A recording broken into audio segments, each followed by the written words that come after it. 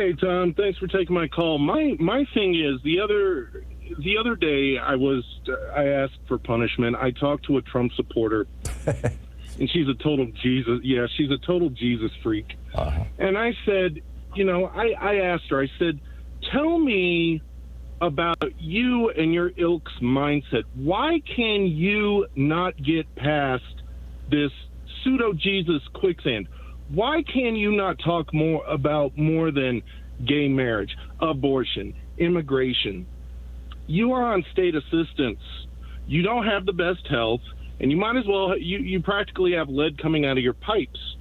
You elect your boy there, and you might as well go pick a place down by the railroad tracks, because all your state aid will get cut off. Your plumbing will go to crap.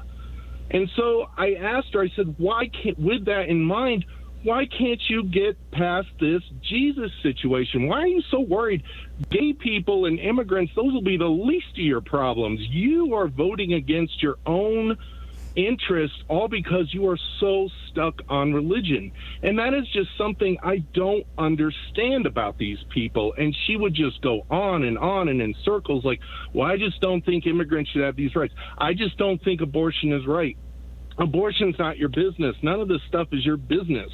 Everything that is your business, you are voting against your own interest for. And that is just what I cannot understand about these people and their lust for Trump. I might have taken a slightly different tact, but that's probably, because I have some background in the Bible, as it were. But I would have said, okay, Jesus never talked about homosexuality, and Jesus was an immigrant for all practical purposes. I mean, he was a Jew in a country that was run by the Romans, and in fact, they killed him. But he was very explicit about what he wanted people to do who called themselves Christians. Read Matthew 25 or the Sermon on the Mount. Matthew 5 through 7 or 8, and he said that the only way you can get into heaven, if you want to be my follower, this is what you have to do. You have to feed the hungry. You have to house the homeless.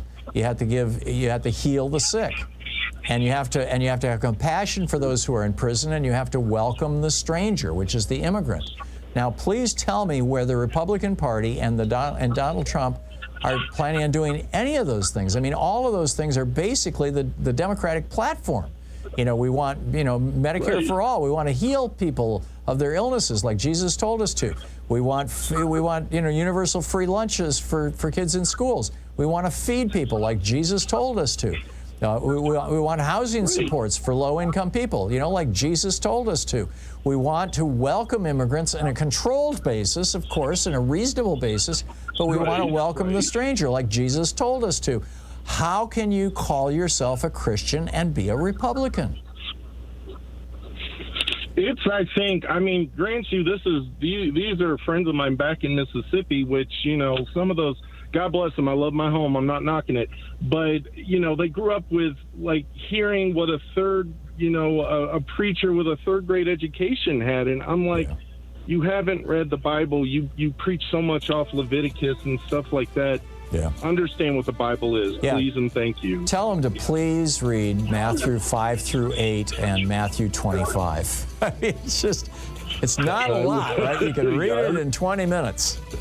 Jeff, I got to run, but because that's the foundation of Christianity. Jeff, thank you so much. 16, and frankly, every other religion. I mean, Jesus wasn't preaching something unique. We'll be right back.